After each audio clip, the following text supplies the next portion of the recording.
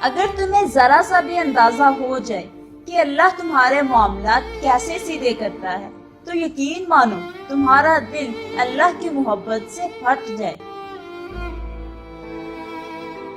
دوستی اور محبت ان سے کرو جو نبھانا جانتے ہو، نفرت ان سے کرو جو بھلانا جانتے ہو، اور غصہ ان سے کرو جو منانا جانتے ہیں۔ مجھے اس شخص پر تعجب ہوتا ہے جو روز دیکھتا ہے کہ اس کی سانس اور عمر کم ہو رہی ہے اور وہ موت کے لیے تیاری نہیں کرتا۔ جھوٹی شان کے پرندے ہی زیادہ پھڑ پھڑاتے، خاندانی بازوں کی اڑان میں کبھی آواز نہیں ہوتی۔ جب تم سکون کی کمی محسوس کرو تو اپنے رب کے سامنے توبہ کرو، کیونکہ یہ انسان کے گناہ ہی ہیں جو دل کو بے چین رکھتے ہیں۔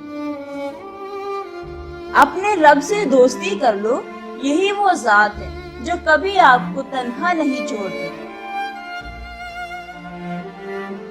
آزمائش اللہ اذیت دینے کے لیے نہیں، کچھ سکھانے کے لیے ڈالتا ہے۔ جتنی جلدی سیکھ لیں گے اتنی جلدی وہ دور ہوگی۔ بس تم اس رب کو راضی کر لو، پھر دیکھنا تمہارے خلاف لوگوں کی سازشیں کیسے ناکام ہوتی ہیں۔ حالات اگر برے ہوں تو یقین رکھنا چاہیے، کیونکہ خدا جب کچھ لیتا ہے تو اس سے بڑھ کر نوازتا ہے۔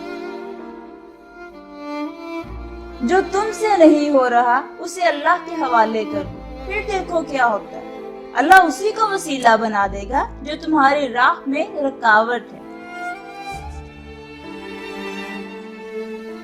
اپنی نیکی چھپانا آپ کی سوچ کا امتحان ہے، اور دوسرے کے گناہ چھپانا آپ کے کردار کا امتحان ہے۔ جس چیز کو تمہارے قریب کر دے اس میں حکمت تلاش کرو، اور جس چیز کو تم سے دور کر دے اس پر صبر اختیار کرو۔ اللہ کے خوف سے گرنے والا آنسو بے شک چھوٹا کیوں نہ ہو، لیکن اس میں اتنی طاقت ہوتی ہے کہ وہ سمندر کے برابر گناہ مٹا دے۔